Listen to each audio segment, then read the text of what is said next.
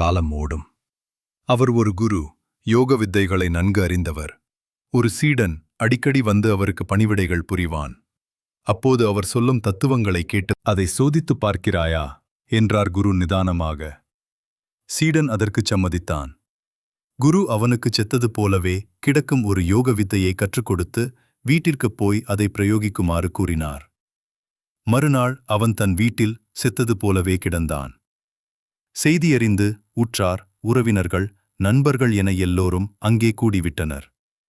வீட்டின் அழுகுரல் தெரு முழுவதுமாய் கேட்டது. குரு அந்த வீட்டை அடைந்தார்.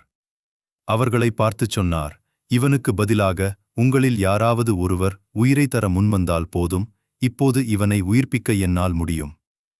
அதை கேட்டு ஒவ்வொருவராக பின்வாங்கினார்கள். தாங்கள் வாழ வேண்டியதன் அவசியம் பற்றி ஒவ்வொருவரும் பலவித காரணங்களை கூறி அவருக்கு விளக்கினார்கள். கடைசியில் அவன் மனைவி உரத்த குரலில் சொன்னாள், அவருக்கு பதில் யாரும் சாக வேண்டாம். அவர் இல்லாமலேயே நாங்கள் காலத்தை கழிப்போம். யாருக்காகவும் யாரும் காத்திருப்பதில்லை. எவருக்காகவும் காலம் நின்று விடுவதில்லை. தந்தை தாய் தமர் தாரம் யாவும் சந்தையிற் கூட்டம் அதிலோர் சந்தேகமில்லை. தூய்மையான தங்கக்காற்று.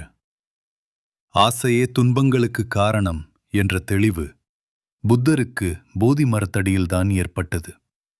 புத்தன் என்ற சொல்லுக்கு விழித்து எழுந்தவனன், ஒளியைக் கண்டவன் என்று பல பொருள்கள் உள்ளன.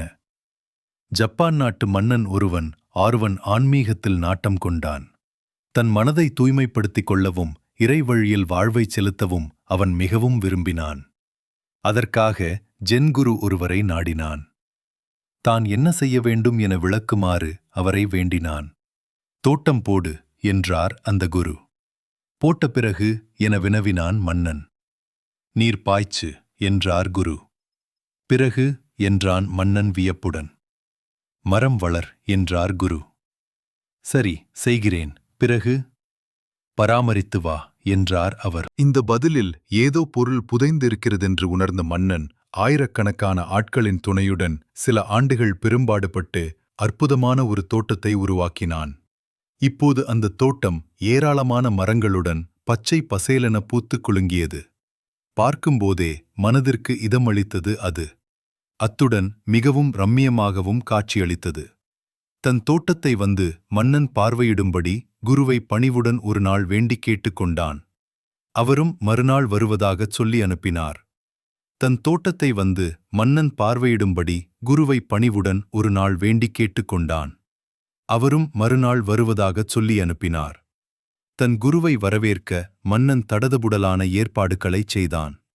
வேலையாட்களை ஏவி தோட்டத்தை துப்புரவாகப் பெருக்கி ஒரு சருகு, சுள்ளி, காய்ந்த இலை கூட இல்லாமல் பளிச்சென இருக்கும்படி செய்தான். மறுநாள் குரு வந்தார். மன்னன் மகிழ்ச்சியுடன் அவருக்கு தோட்டத்தைச் சுற்றி காட்டினான். குரு தன்னை மகிழ்வுடன் பாராட்டுவார் என்று அவன் மிகவும் ஆவலோடு எதிர்பார்த்தான். ஆனால் அவர் முகத்திலோ கோபம் கொப்பளித்துக் கொண்டிருந்தது. எல்லாம் சரிதான், எங்கே அந்த தூய்மையான தங்கக்காற்று? எங்கே அந்த புனிதமான பொன்னிறக் காற்று? என்றார் கோபமாக. மன்னன் ஏதும் புரியாமல் விழித்தான். குரு வேகமாக அங்குமிங்கும் ஓடினார். எதையோ பரபரப்பாகத் தேடினார். கடைசியில் கூடையில் சேகரித்து வைக்கப்பட்டிருந்த காய்ந்த இலைகளையும் பழுத்த சருகுகளையும் அள்ளி வந்து அங்கே கொட்டினார். அப்போது பார்த்து காற்று சுழன்று வீசியது.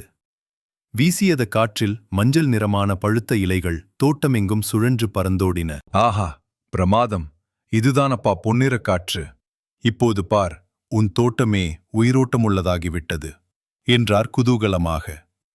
இலைகள் அனைத்தும் உதிர்ந்து மரம் மொட்டையானால் என்னாகும் என்ற கேள்விக்கு தூய்மையான தங்கக்காற்று என்று பதில் அளித்தார் ஜென்குரு உம்மான்.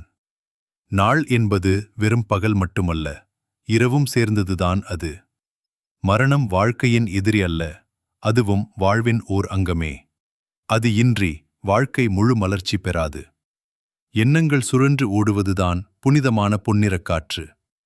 தியானம் என்பது எண்ணங்களை வெல்லுவது அல்ல, அதனை கடந்து சென்று விடுவதே.